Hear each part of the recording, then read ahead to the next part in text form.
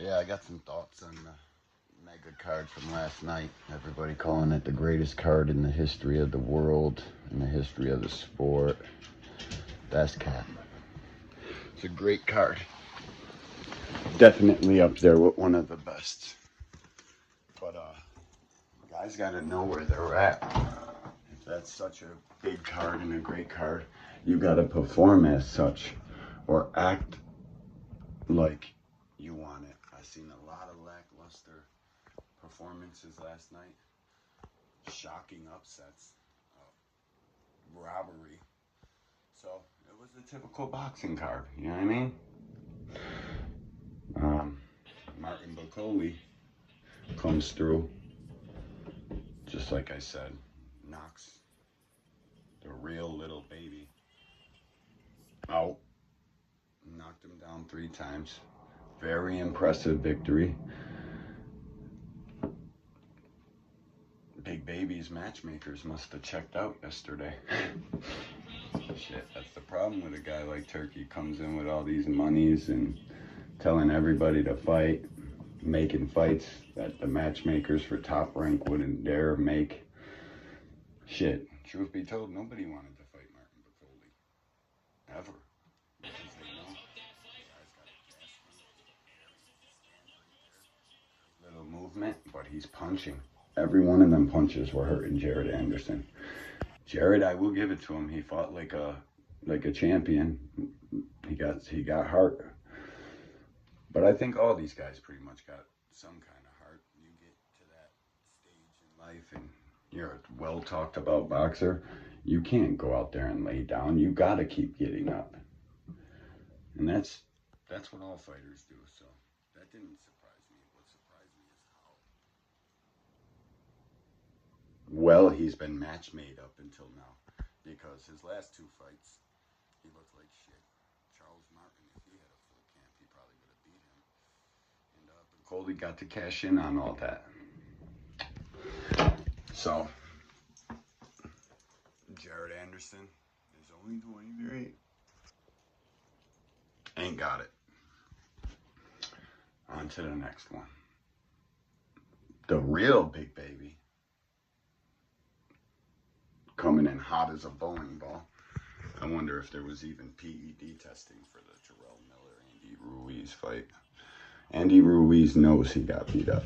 That was an 8-4. Easy fight to score, ass whipping. I don't care if Big Baby Miller doesn't sell tickets. That's why boxing never gets ahead. Because you got a great card, great fights all night, and then you got that. You got there's always a stain. There's always a but. Boxing sucks, man, and that killed a lot of people's parlay.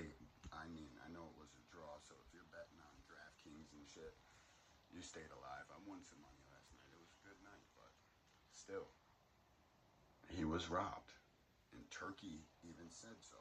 Like, he knows Jarrell won that fight. Andy Ruiz was barely even throwing punches. You can't stay inactive for 2 years because you're looking for millions of dollars payday. That shit just doesn't happen like that all the time. So, it is what it is. That sucked. I had Jarrell Miller winning that fight 8-4 easy. He's the real Big Baby. Who knows? Maybe Turkey will make the battle of the big babies because I would still support it. And that's another thing with boxing fans. In boxing, once a guy loses, you think that it's over, and it's not. Every single great boxer you can name, other than 1 or 2, has at least 1 loss. And that's because they weren't afraid to take chances. They weren't afraid to take risks and take a fight that the fans want them to fight. Even though they know that they're probably going to lose, they didn't think that at the time. They still took the fight. And I'll tell you something else about fighting. It's only 1 night. You train 8 weeks. Most camps are 8, 12 weeks max. You get 1 night. There's so many variables in why a fighter comes out and looks like shit or doesn't win or loses. It's because they're cutting so much weight to get down to their weight class It's just you need everything to go right for you in one night. It's pretty tough.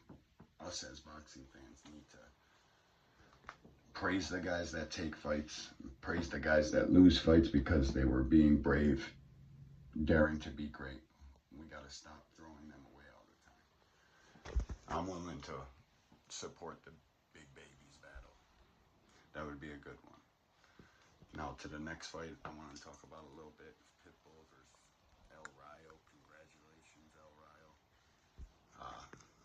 I definitely didn't think Rayo would win that fight. I thought Pitbull would knock him out because Rayo shows that he can be hurt by punches often. Pitbull is a brawler. He's not even really a boxer. If he would use his jab more coming in, people would be less critical of him. But see, they don't understand that the number one punch people are trying to counter, a boxer is trying to counter, is the jab. That's why little Pitbull doesn't jab his way in. His arms are so short, he's just going to get caught with something over the top.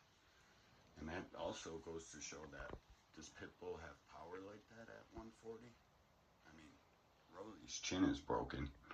I bet on Pitbull last night, so it sucked. I had a slip with Rayo on there and got to the bag, but I genuinely thought Pitbull was going to win this fight, and now that we see Shakur Stevenson and Lomachenko acting like they want to fight each other, and then both of them acting like they want to fight Tank just when they want it, like they're the A side. It's fucking crazy. I thought Pitbull would win that fight, and that would have set up Tank Pitbull too for the 140-pound strap. I still want Tank to go get Rayo. I mean, if he can't get Shakur Stevenson in the ring, which we know that Zepeda's next, which, by the way, is crazy, and they're going to try to paint it like Tank ducked Shakur somehow.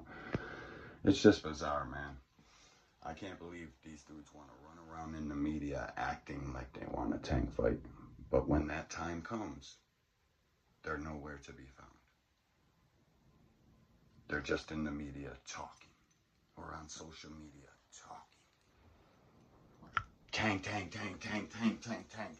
The time comes, the stars and the moon align, and somehow you're fighting Zepeda. I get it. I know he was mandatory. I know you gotta get more from the bargaining table. I get it. I do. But 90% of boxing fans ain't going to get that, and they're going to try to paint somebody else a duck. And I would say neither of them are a duck. They're just strategically avoiding Tank, in which you can't blame them. Like I said before, there's too much money involved. Congratulations to El Rayo. You did your thing, champ. I hope Tank picks you, relieve you of that strap somewhere around the 3rd to 5th round, devastatingly. Fans, don't get mad if Tank chooses Rayo. That's all he's got on that side. Anyways, easy fights to make. And finally, we're going to go to the Terence Crawford and Israel Madrimov fight, which I thought Bud would knock Madrimov out somewhere late rounds. Didn't happen though. Bud has went 8 years without a stop, or 8 years since his last distance fight. Crawford looked 37 years old in there. He looked a bit gun shy. I mean, it didn't help with all the movement from Madrimov, changing levels, trying to inch his way closer, inch his way closer. Madrimov is a very patient fighter. He was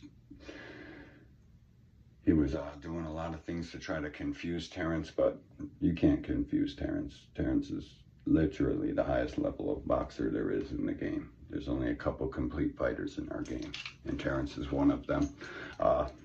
I will say this, Madrimov shocked a lot of people. A lot of fans didn't even think he had a single chance. I knew if he can take Terence's punch, he would be in a fight. I scored it 7 rounds to 5 for Terence Crawford. He did what most champions do, win the championship rounds. You can't be mad at a close fight decision, whichever way it goes. And with that, I'm gone. He can't actually. He's not. A Canelo fight, pump your brakes, champ. classes for a reason. Here, it's an idea. Go up to 160 and get Troy Isley's belt or whoever the hell is. Nobody even knows who's champion at 160. It's so dead. Janabek passing out on the scale because he's scared to go up. These guys boil down for a reason. Because they can't mess with the guys their own size.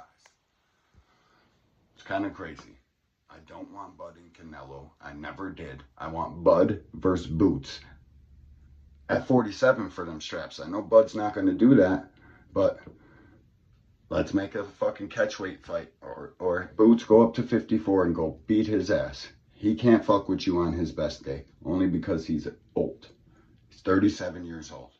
And I seen Father Time last night. I don't know about anybody else. Terence Crawford can't fuck with no Canelo.